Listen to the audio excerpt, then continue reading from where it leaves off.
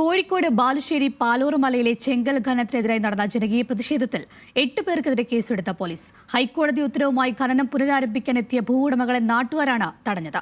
ഖനനത്തിന് അനുമതി നൽകിയ ജിയോളജി വകുപ്പിന്റെ നടപടി ഉദ്യോഗസ്ഥതല ഒത്തുകളിയാണെന്നും പ്രദേശവാസികൾ ആരോപിക്കുന്നു. ഹൈക്കോടതി ഉത്തരവുമായി ഖനനത്തിനെത്തിയ ഭൂവുടമകളെ സ്ത്രീകളുടെയും കുട്ടികളുടെയും നേതൃത്വത്തിൽ തടയുകയായിരുന്നു. മലയിലേക്കുള്ള വഴി ഉപരോധിച്ചായിരുന്നു പ്രതിഷേധം. സമരക്കാരെ നീക്കാനുള്ള പോലീസ് ശ്രമം സംഘർഷത്തിനിടയാക്കി. മുദ്രാവാക്യവുമായി ഉപരോധം തുടർന്ന പ്രവർത്തകരെ പോലീസ് ബലം പ്രയോഗിച്ച് അറസ്റ്റ് ചെയ്ത് നീക്കി.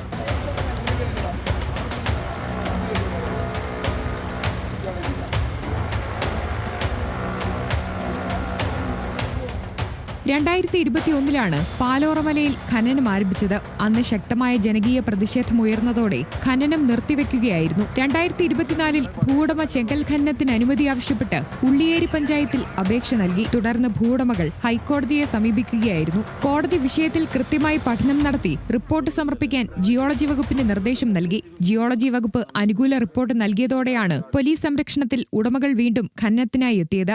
കഴിഞ്ഞ ദിവസം അങ്ങോട്ടുണ്ടായിരുന്ന പ്രൈവറ്റ് റോഡ് കൊട്ടേഷൻ സംഘങ്ങളെ ഉപയോഗിച്ചുകൊണ്ട് ആ കെട്ടിയിരിക്കുന്ന പ്രൈവറ്റ് റോഡ് പൊളിച്ചു നീക്കുകയും അന്ന് പോലീസ് നോക്കുകുത്തിയായിരിക്കുകയുണ്ടായത്.